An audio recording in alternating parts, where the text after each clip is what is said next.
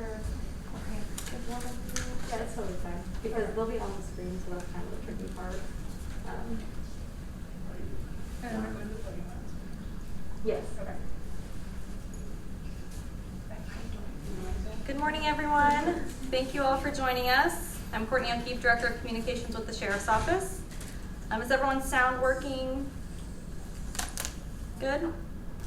Okay, and there are news releases printed out on the table if you guys do want a copy of those. So we'll go ahead and get started with Snohomish County Sheriff Adam Fortney. Thank you guys for being here. We appreciate everybody taking the time. This is a big day. It's important. We are here to announce a break in a 1987 homicide cold case. In June of 1994, a body was recovered in Lake Stickney. For more than 26 years, those remains have been unidentified John Doe. After years of investigating and new advancements in DNA technology, we have finally identified the remains as Rodney Peter Johnson, born in 1962. Rodney was last seen by his family members sometime around late 1987 or early 1988 after he left on a camping trip. Detectives believe Rodney was around 25 years old when he was killed. Successful identification of Rodney was established using forensic-grade genome sequencing and genealogy. With us today is Investigator Jane Jorgensen and Investigations Assistant Nicole Doherty with the Medical Examiner's Office, and with us via Zoom is our lead cold case detective Jim Scharf and Chief Executive Officer David Middleman with Othram. They each played a very important role in identifying Rodney and will provide further details on their involvement. Although we have identified Rodney's remains, this investigation still has more work to be done, and we are asking for the community's help. Before I turn over the podium, I have to thank all the detectives, medical investigators, as well as our partners with Othram who worked endlessly and never gave up on identifying and seeking justice for Rodney. I will now turn it over to Detective Jim Scharf, who will share more about the active homicide investigation.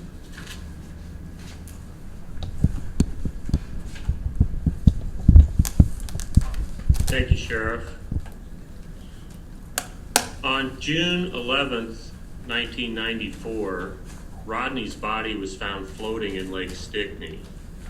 The Snohomish County Medical Examiner determined that he had a gunshot wound to his head, and his body was covered in a soap-like substance called adipocere, indicating his body was likely underwater for many years.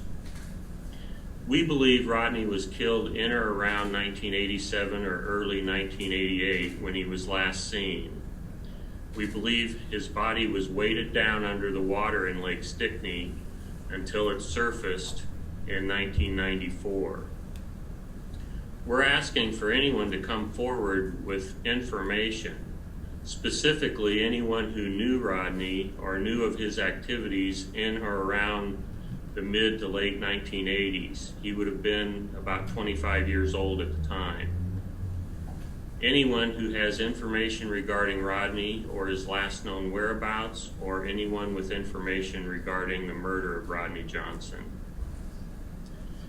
We believe that Rodney lived on Northwest 60th in Ballard and worked at the Golden Dragon Chinese restaurant on 17th Avenue around the time of the killing.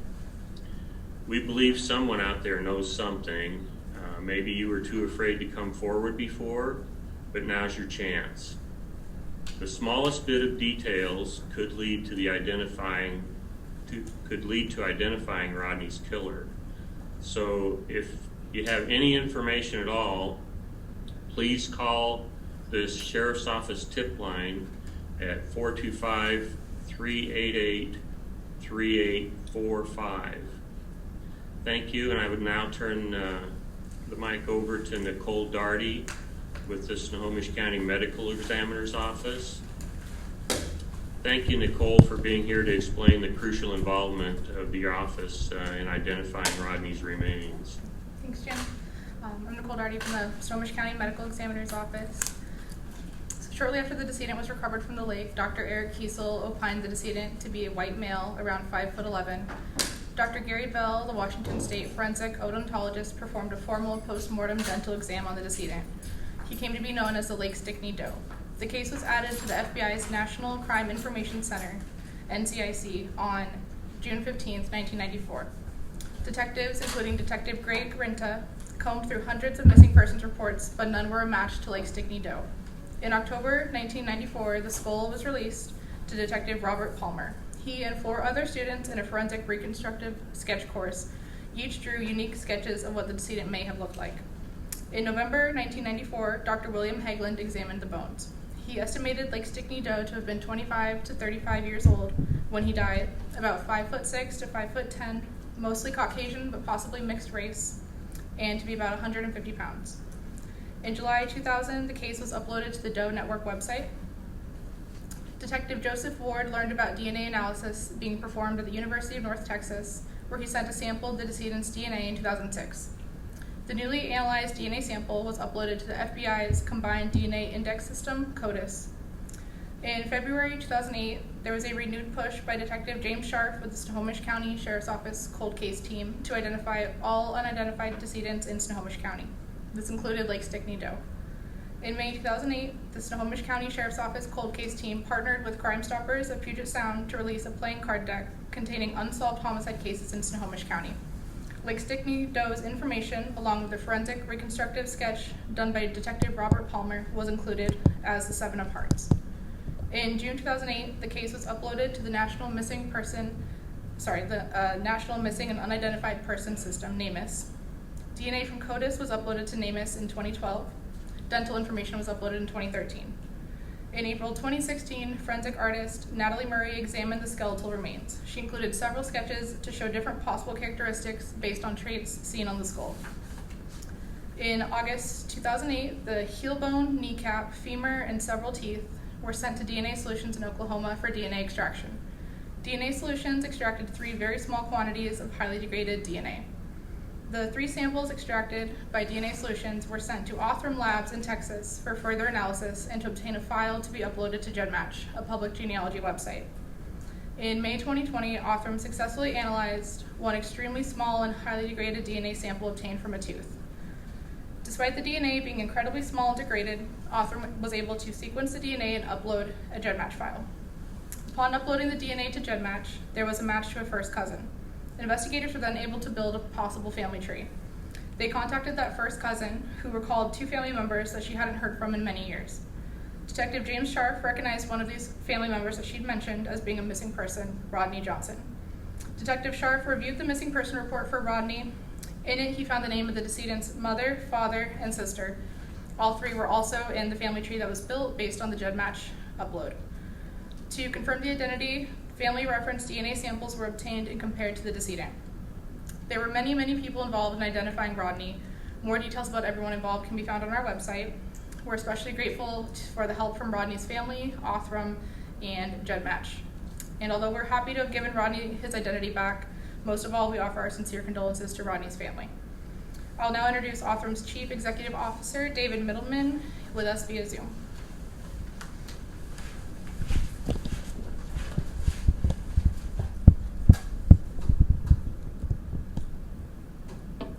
Hi, I'm David Middleman from Othram, and I'm appreciative to be here. The case, as you guys heard, was very challenging. There was, because of the age of the remains and where they were found and how long they had been where they had been, there was very little DNA left to work with. It was contaminated by a lot of non-human, probably bacterial material, and there was a very high amount of degradation. We worked with Jim and Jane from the medical examiner's office to build a profile from only 1/5 of a nanogram, so a very, very small quantity of usable human DNA that was remaining. And we're very fortunate that we were able to build that profile, and then through some really great sleuthing work on behalf of Jim and the rest of his team to basically match that to a missing person.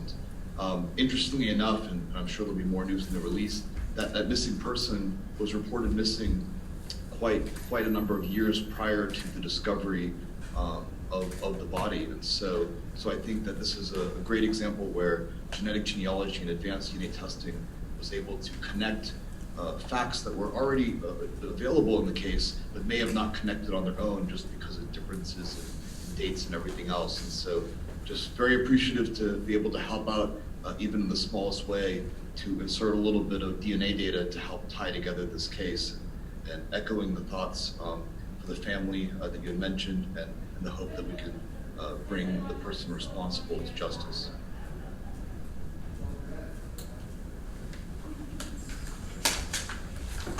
So thank you, David, and thank you for your incredible work, your DNA work on this case. It's greatly appreciated. I'd like to take just a moment to introduce some of Rodney Jensen, or one of Rodney Johnson's family members, Marianne Lambert. Come on up.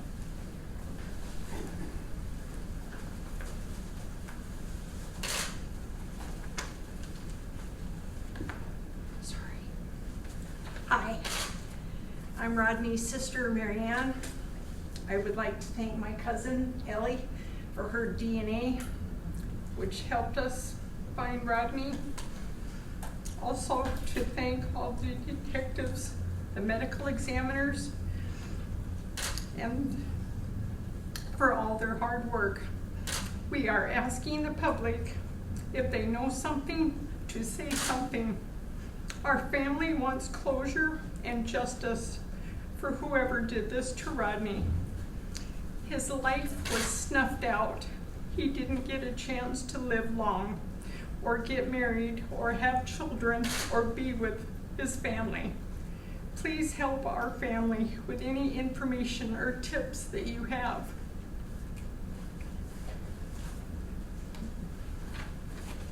Thank you so much.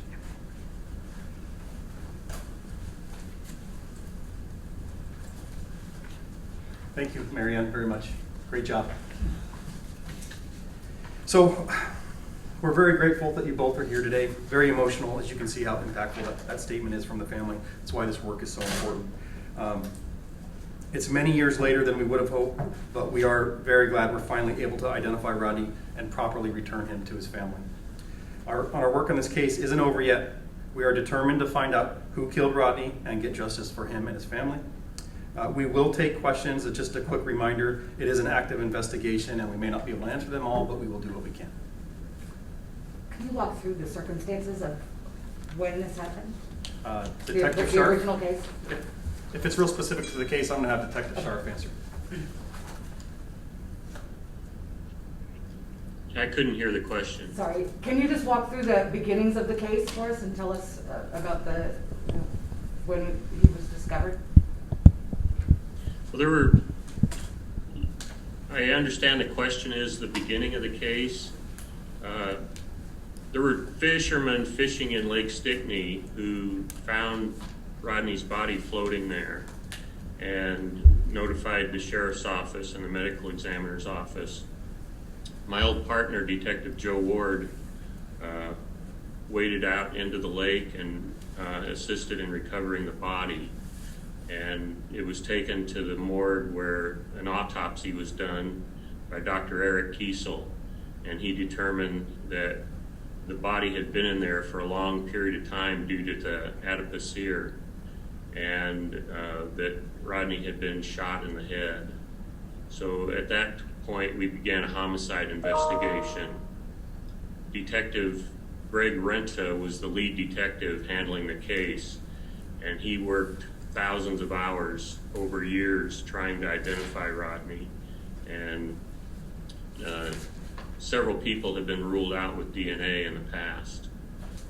We weren't able to identify him until this new tool of genetic genealogy that's come forward recently, and it's been saving grace for a lot of cases. So we're really fortunate that we have the technology now that we have, and that we can identify someone through such a small, minuscule amount of DNA. It's amazing.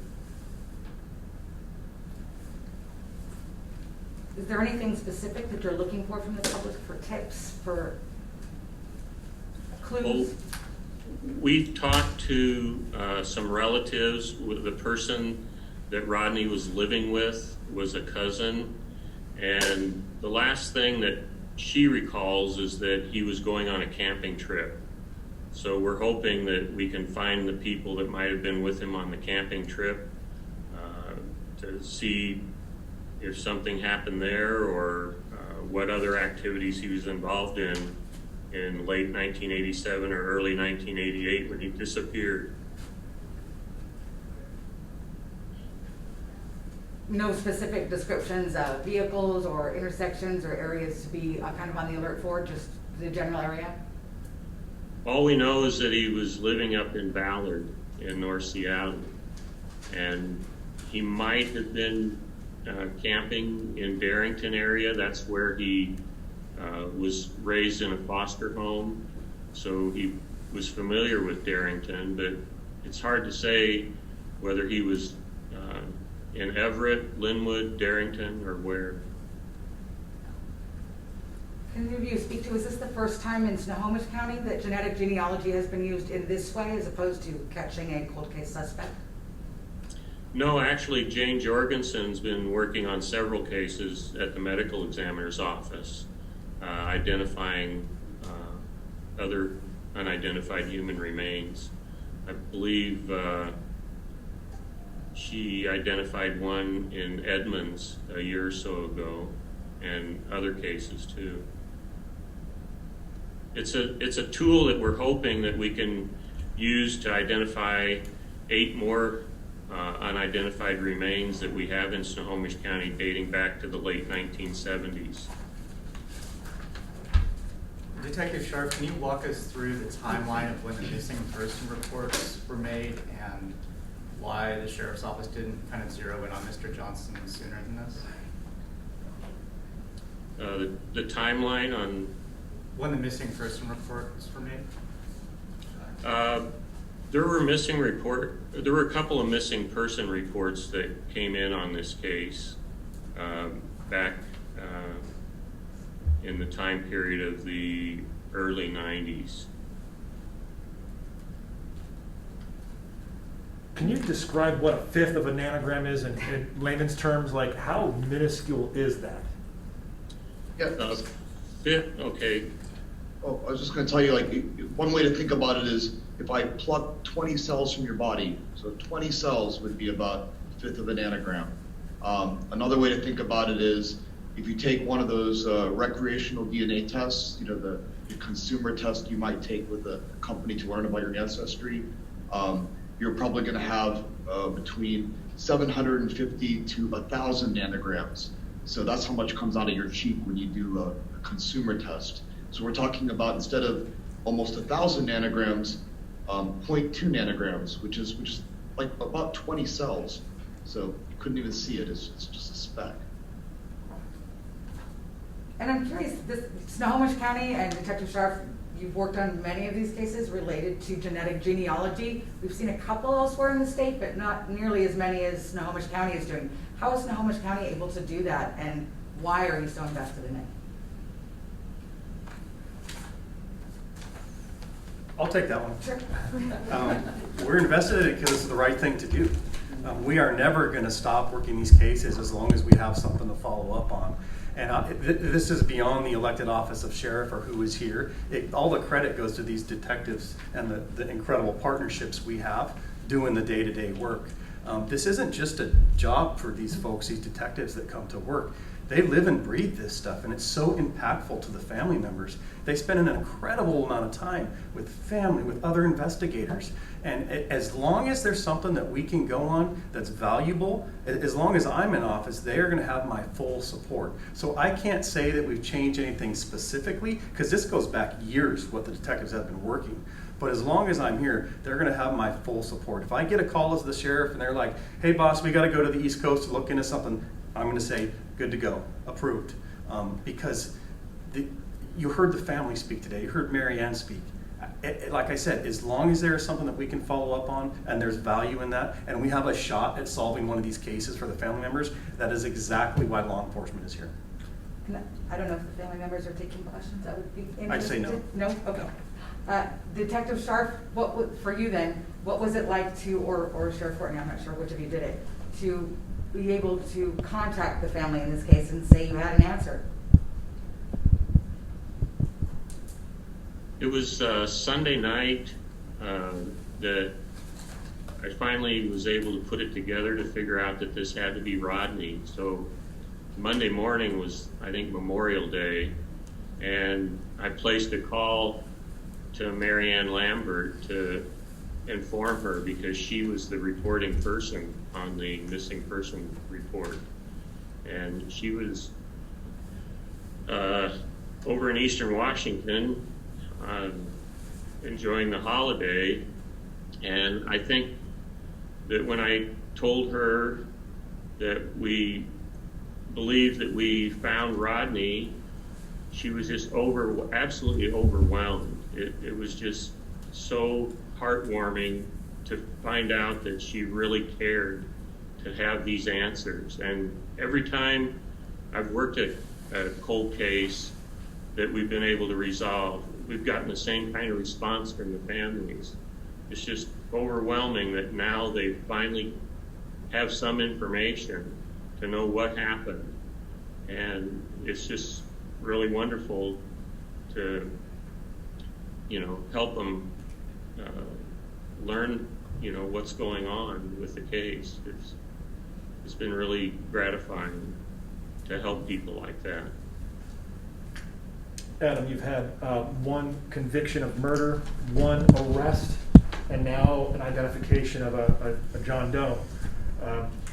DNA's, is Pandora's box opening up right now? Are we expecting to see more down the road? Like I said, as long as there's hope in solving these things, I would say absolutely yes.